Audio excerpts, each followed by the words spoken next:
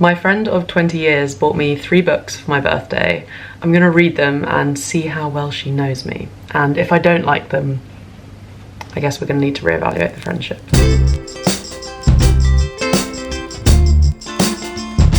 Hello, welcome to Recovering Book Snob. My name is Chloe.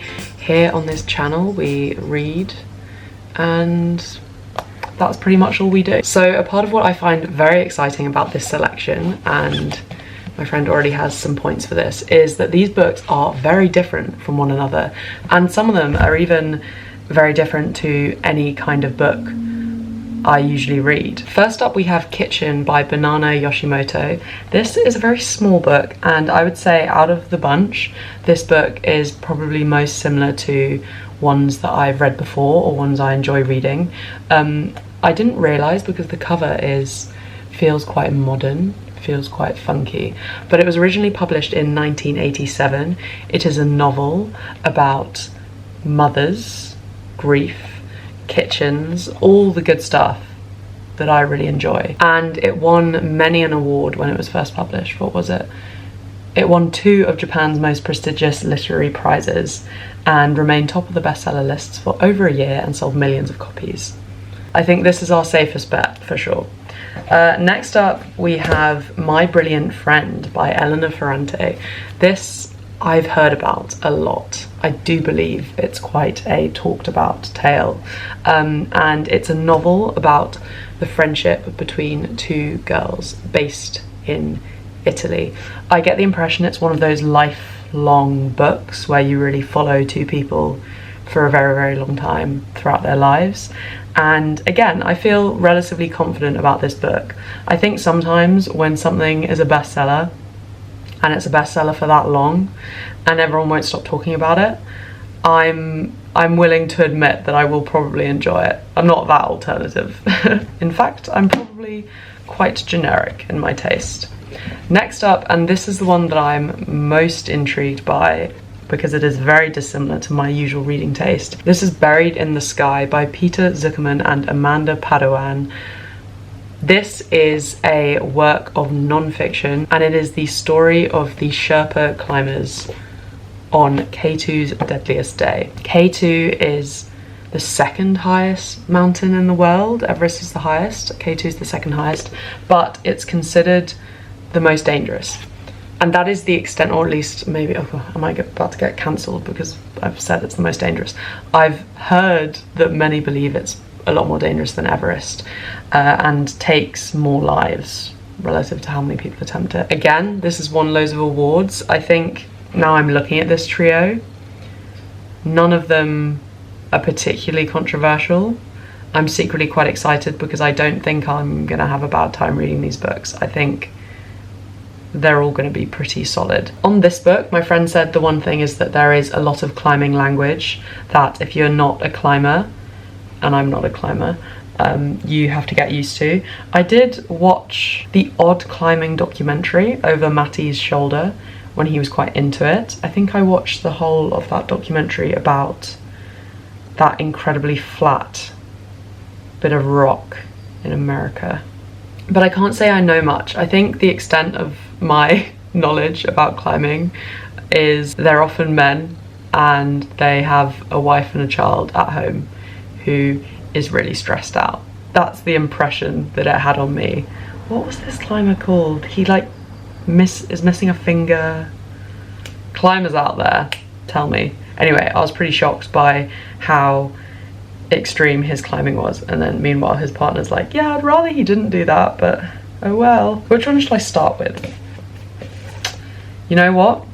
I think to kick things off, because it's the smallest, I'm gonna start with this one. I'm gonna start reading. I'll check in shortly.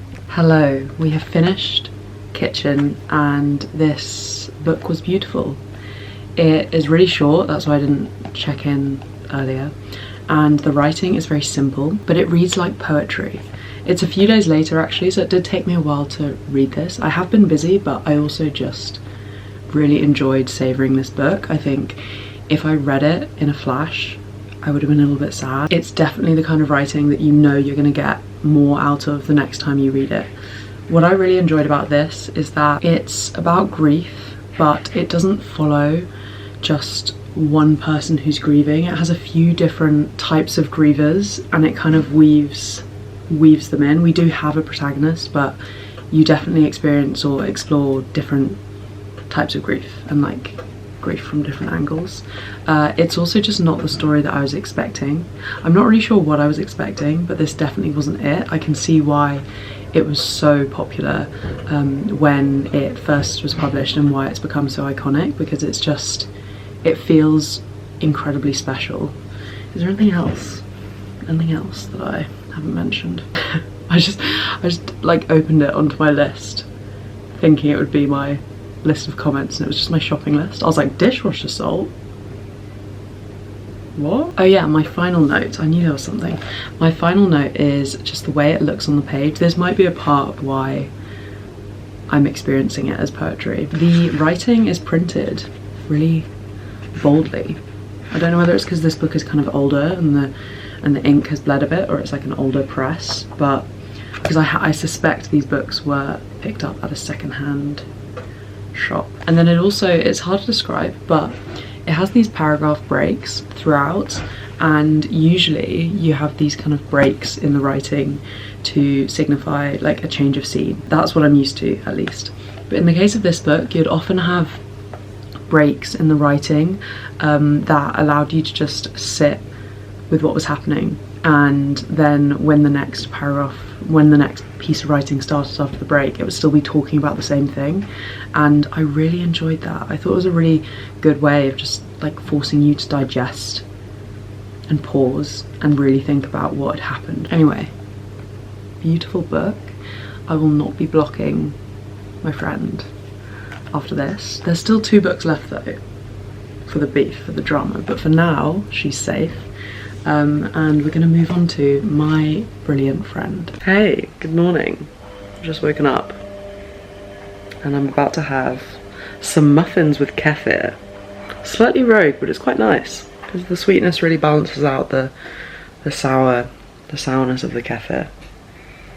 Anyway, I'm about 30 pages through my brilliant friend. I was finding it a little bit like interesting enough, but it was definitely trying to set the scene. Like, we've got a very gossipy village, so we're being introduced to a lot of characters and being told about little bits of gossip that you don't feel are kind of directly relevant to the story. But it was kind of fun, and you were also given, at the front of the book, there's a kind of list of the characters, and it explains their relationships to one another, and like how they sit in families. So that was good. I also have been quite surprised by the fact that it's called My Brilliant Friend, and I just thought that was like a name of the book. It's now becoming clear that one of the friends is really, really smart. Like, they're talking about them growing up together and her first experience of the teacher kind of realising that she can read and write far beyond her age, and she can do loads of hard calculations in her head and all that stuff. So that actually took me by surprise. I don't know if I should have been ready for that to be a plot point, but I was surprised. And I'm curious. I haven't really read a book about that type of person. I haven't really read a book that focuses on someone's smartness, really. No. So this is gonna be interesting. We've also got slight jumping between timelines, which is cool. Like, the book opens at the end, you know, the classic, and then she's kind of like, so I decided to write down my story, and then you go way back to the beginning. I like that structure. I think it does the job. Hello, we are just over 100 pages in, and I've definitely warmed up a bit, because I was saying how we were setting the scene, I was learning about a lot of characters.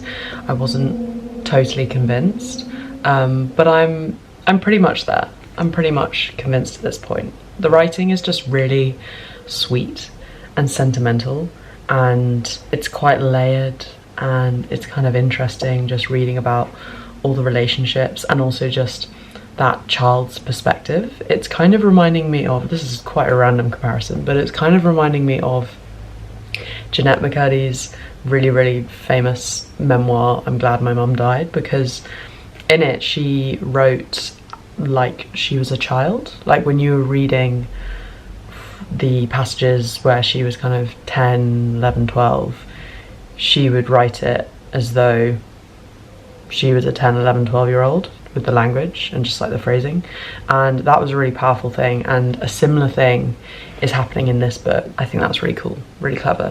What else did oh yeah, I also have realised, it's on the cover so I probably should have guessed, but it is the first book of a 4-book series, and I have quite mixed emotions about that, because on one hand it's exciting, like if I like the book I'm gonna have to read the next 3 books, but on the other hand, if I like the book I'm gonna have to read the next 3 books. I'm still really intrigued. Even though I'm kind of gripped and there are enough micro dramas happening, I'm curious as to what the big, you know, the main conflict is going to be.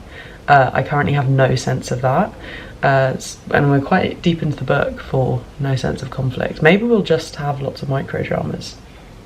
I don't know. I also think this is a really funny type of book, and the more I read it and the more I understand what each of the main gals who are friends are like, the more I think about how this is quite a oddly specific book to be given by a childhood friend. Like, am I meant to be reading into this? Is there a message? Like, which of the characters am I? Which of the characters does she think I am? Concerning stuff. Hello. Oh, sorry. It's the morning. I finished My Brilliant Friend and I really enjoyed it. I've just finished changing apologies. I've just changed my review. So I gave it a 4-star initially, and I've just bumped it up to a 5-star because since I wrote that review, I haven't stopped thinking about it. That is the one thing that really struck me when I finished the book, and especially when I kind of, in the instant that I finished it, my mind was just full of questions. I haven't felt this in a long time, or at least not as strongly in a long time, but my desire to discuss this with someone else who's read it is so strong. And my friends actually read it, so I'm really looking forward to discussing this, because I just think that both of our main characters have a lot of depth, and there are a lot of questions that remain for me around what they're like, especially because it's from Elena's point of view, you know, unreliable narrator, and you only really learn about Lila from how Elena is talking about her. And I think, especially with how it ended, I won't be spoiling it, but especially with how it ended, it makes me wonder about how accurate Elena's conclusions are and how she views Lila. It makes me question Elena as a person, and like how good of a person Elena is for passing these types of judgments on Lila. And also, this happens really on in the book, and it's one of the main recurring things, but Elena is fixated on Lila. The clearest manifestation is academically. She doesn't seem to be able to do that well at school without Lila to motivate her or to work with her, without Lila to just talk to. There's this real fixation with Lila and trying to be not her equal, but chase close behind her. But Elena talks about how Lila is just in the back of her mind, and even when she's not there, she's motivating her to behave in a certain way or think in a certain way. So that's really interesting to read about, but then I also feel there's a question of like how much blame Lila deserves for this. I'd love to know Lila's point of view. I wonder if the other books are written from Lila's point of view, or written maybe from a different perspective from Elena's. I think I am going to read them anyway, but I'm particularly interested to read them if they are like that. So yeah, incredible. This story is totally captivating, really beautiful. There are so many little moments. I just think you could analyze it forever. I also just loved being inside the mind of Elena, that kind of teenage young person perspective. I don't know why I'm speaking like I'm 80 years old, but I'm always so in awe of authors when they write. I think it's one thing to just write from the point of view of a character, but to make that character much younger than you are, and to have that character sort of in their formative years, I just think capturing that is really hard. It must be so hard. There were points in the middle where Lila just felt really two-dimensional, and she still does, but I sort of think that's on purpose. Like, Elena puts her on this pedestal, and it's not her fault. She's human. Anyway, third and final book. Let's get into it. I have finished Buried in the Sky, and I thought it was extraordinary. It's actually been quite a long time since I finished it, because I was ill and then I was on holiday, and then I kind of forgot I was making this video, but I'm very happy I remembered. Anyway, we're here now, that's all that matters. So this book, I kind of consider it to be in two parts, although it really focuses on this particularly deadly climb where 11 climbers died and these 2 Sherpas survived. The first half of the book introduces these 2 Sherpas, Cheering and Pasang, and tells the story of their lives leading up to this climb, how they got into climbing, and also just their stories and their relationships and love lives. Not loads of detail of their love lives, but anyway. So the first half really focuses on that. I was really enjoying learning a little bit about climbing and learning about their lives, but I couldn't really appreciate that first half until we then got to the second half, which really focuses on the climb and the kind of blow by blow, what happened when, how people were lost, the various insane things that happened on K2 on that day, that series of days. This book was 5 stars for me. It was so gripping. I was just kind of enjoying it, appreciating it for the first half, but by the time we tipped into the halfway point, the tension was insane. It's written by journalists, and you could just really tell that it was very well researched, and they really cared about getting facts straight. Like, if there were moments where things were a little bit cobbled together or it was speculation, they highlighted that, they made that really clear. One question that I had, sorry, my neighbour returned home and I felt very embarrassed filming knowing they were outside. Anyway, one question that I had that kept sort of coming into my mind when I was reading this book was just around the ethics of mountaineering. It's quite clear that that's like an intentional question. The authors were trying to provoke in my mind. I'm not special for this. But I could not stop thinking about the fact that you have people putting so much money into a climb that will quite likely not just kill them, but people do set rules. Like, if you lose someone in some of these places on the mountain, bringing bodies back isn't really done, just because it's not worth it. Like, more people will die if they try to lug back someone's body. But you also have this insane power dynamic where climbers consider Sherpas, well, they are paid labor, but the whole practice, the whole culture around it just seems very exploitative, and the dynamic is really weird.